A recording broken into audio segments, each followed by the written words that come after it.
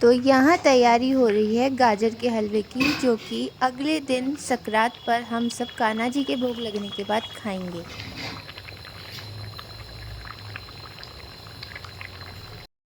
और यहाँ पर तिल सिक रहे हैं तिल के लड्डू के लिए।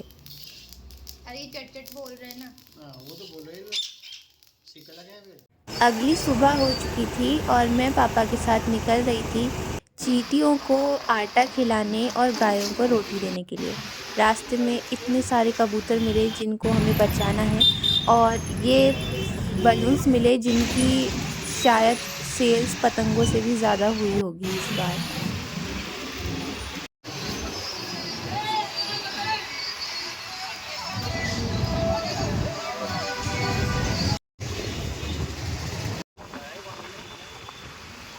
तो नहीं दिख रही।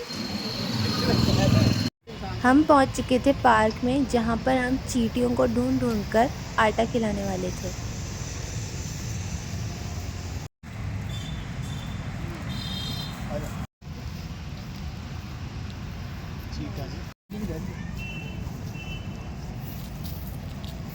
ढूंढनी पड़ रही है चीज। गेहूँ डाल गया कोई, लेके जा रही है ना गेहूँ भी।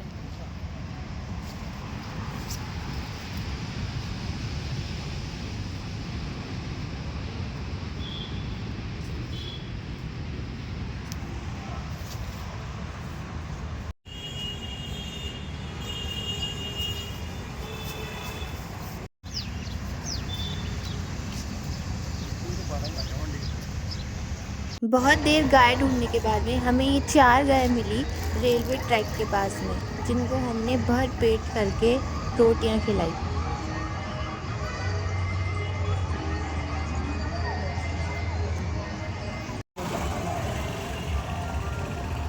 और फिर हम निकल चुके थे घर की तरफ। घर पर भी पहुंची तो गेट पर ये बाबा जी भोजन कर रहे थे, जिन्हें मम्मी ही भोजन करवा रही थी। और मैं सीधा पहुंच गई थी छत पर नज़ारा देखने के लिए, आखिर कितनी पतंगों से हमारा आसमान भरा हुआ है। मेरा भाई गोलू पतंग उड़ा रहा था, बहुत सारी उसने काटी भी और कटवाई भी। नीचे मम्मी ने सिलबट्टे पर रगड़ रगड़ के मसाला बनाकर ये पकौड़ियाँ बनाई, जो कि बहुत ही टेस्टी बनी थी। और फिर मैं और पापा छत पर पहुंच चुके थे पतंग उड़ाने के लिए। काफ़ी सारी कटी भी, टूटी भी और कटवाई भी हमने और काटी भी। फिर मेरी एंट्री होती है बड़े भैया की, जिन्होंने भी आकर बहुत सारी पतंगें काटी, क्योंकि एक पतंगबाज है, मजाक कर रही हूँ, इन्हें बहुत अच्छी पतंग उड़ानी आती है। तो इन्होंने बहुत सारी पतंगें काटी, कटवाई, और हमने आधी से ज़्यादा तो तोड़ भी दी, क्योंकि बहुत ज़्यादा ऊँची हो चुकी थी, हमें बहुत नीचे ले गए।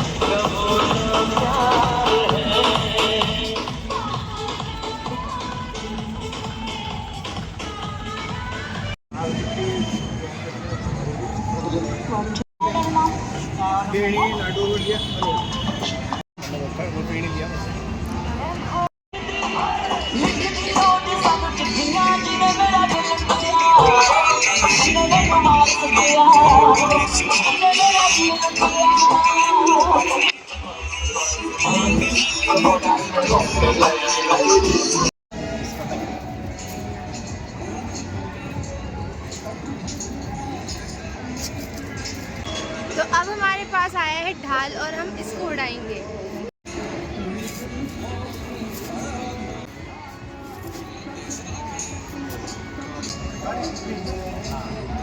पतंग भारी ज़्यादा है, इसलिए उसके तंगों से उसको थोड़ा हल्का किया जा रहा है। अब ये उड़ेगी भाई, अब ये उड़ेगी।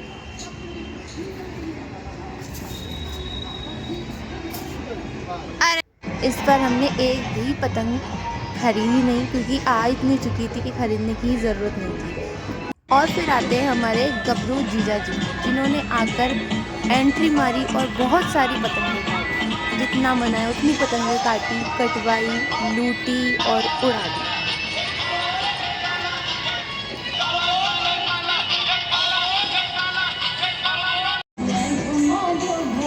कुछ देर में शाम हो चुकी थी, और शाम का तो आपको पता है जयपुर में क्या होता है। यस, विशिंग लैम्प चलते हैं।